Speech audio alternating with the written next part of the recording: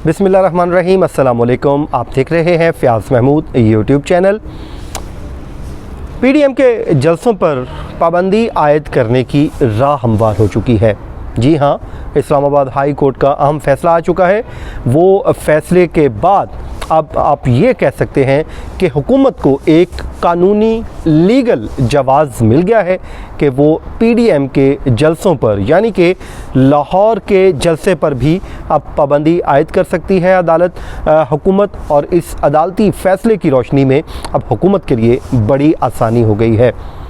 मैं इस बात पे आगे बढ़ाने की से पहले आपको थोड़ा सा इस दरख्वास्त का बता दूं कि ये दरख्वास्त एक शहरी हज़रत यूनुस की जानिब से दायर की गई थी, जिसमें उनका मौक़िफ़ ये था कि इस्लामाबाद हाई कोर्ट उन कोरोना की SOPs पर जो हुकूमत ने जारी किए हैं, NCOC ने बनाए हैं, उस पर अमल दरामद को यकीनी बनाए। क्योंकि इस्लामाबाद हाई कोर्ट एक फ़ैसला भी दे चुकी है, लेकिन उसके बावजूद उस पर अमल दरामद नहीं हो पा रहा। ना हुकूमत कर रही है, ना ही अपोजिशन उसको मानने को तैयार है। इस्लामाबाद हाई कोर्ट ने इस दरख्वास्त को तो नाकाबिल समाअत करार देकर मुस्तरद कर दिया, ख़ारिज कर दिया। ख़ारिज करने की जो 5 वजूहात सामने आई हैं तहरीरी फ़ैसले में, वो सबसे पहले मैं आपके साथ शेयर कर लेता हूँ और अपनी बात को आगे बढ़ाता हूँ। आप सुनते जाइए। पहली जो वजह सामने आई है, अदालत कहती है कि दरख्वास्त गुज़ार पार्लियामेंट और एग्जेक्टिव पर एतमाद करें, यानी कि हुकूमत और पार्लियामेंट पर एतमाद करें। जबकि दूसरी रीज़न ये है कि दरख्वास्त गुज़ार अपने तहफ़्फ़ुज़ात पार्लियामेंट और मुंतखब नुमाइंदों के सामने पेश करे। इसी तरह तीसरी रीज़न, पार्लियामेंट और हुकूमत का काम है कोरोना के चैलेंज से निमटने के लिए कौम को भी मुत्तहिद करे। ये अदालत ने एक ज़िम्मेदारी वाज़ह की है हुकूमत और पार्लियामेंट की।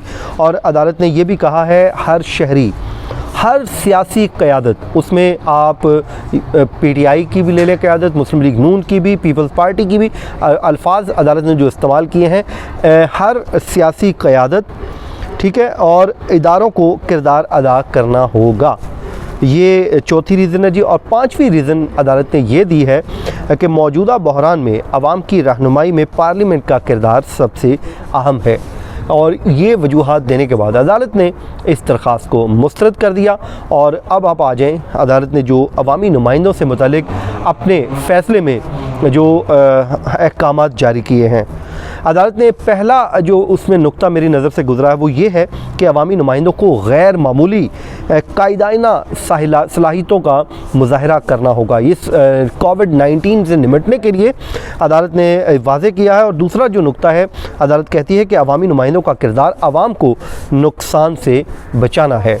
इस्लामाबाद हाई कोर्ट का चीफ़ जस्टिस अतर मिनल्ला का तहरीर करदा ये फ़ैसले में तीसरी जो रीज़न है जो ख़ासकर पार्लियामेंटेरियन के लिए है, वो ये है कि तवक्को है कि हुकूमत और अपोजिशन का जो बेंच है वो कौम को मुत्तहिद करेंगे, उनको आगाही करने में अपना अपना किरदार अदा करेंगे। जबकि चौथी, कोरोना नुकसानात से निमटने के लिए पार्लियामेंट को फ़ाल बनाना मुंतखब हुकूमत की ज़िम्मेदारी है। ये हुकूमत पे अदालत ने बड़ा बर्डन रखा है और अदालत ने हुकूमत पे वाज़े कर दिया है कि आपकी ये ज़िम्मेदारी है कि कौम को मुत्तहिद करना भी, और पार्लियामेंट और हुकूमत का जो किरदार है इसको भी आपने ही इस पर अमल दरामद करवाना है। जबकि आवाम की जानें बचाने के लिए अपने फ़ैसलों पर अमल दरामद करवाना हुकूमत का काम है। ये बहुत बड़ी एक रीज़न सामने आई है, जिसकी बेस पे मैं ये कह रहा हूँ कि अदालत ने जो एक वाज़े लाइन खींच दी है, उसमें कह दिया है कि हुकूमत ने अपने SOPs पर अमल दरामद करवाना है। यानी कि ये हुकूमत के पास एक मुकम्मल मैंडेट है कि वो अपने ही तैयार करदा जो NCOC के SOPs हैं उस पर अमल दरामद को यकीनी बनाए। तो ज़ाहिर है अब उसमें जो NCOC के जो फ़ैसले हैं उसमें तो इज्तिमात पे पाबंदी है, इंडोर और आउटडोर जो बड़े इज्तिमात नहीं हो सकते। तो PDM के जो जलसे हैं वो मुसलसल कर रही है और हुकूमत ये उनको कह रही थी कि आप ये जलसे नहीं कर सकते।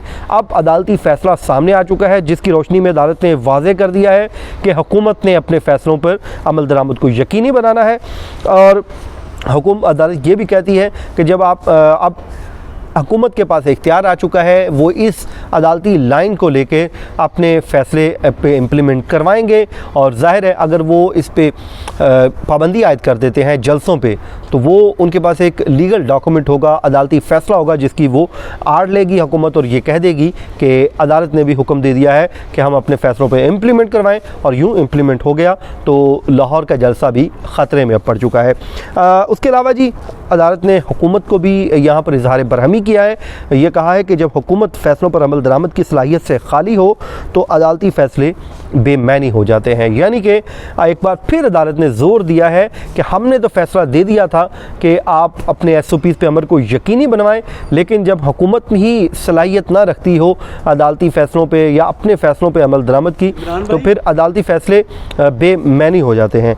इसी तरह अदालत ने यह भी कहा है कि अगर पार्लियामेंट, मुंतखब हुकूमत और दीगर सियासी क़यादत ने कोरोना में किरदार ना निभाने का फ़ैसला कर लिया है तो अदालती फ़ैसले गैर मौसर हैं।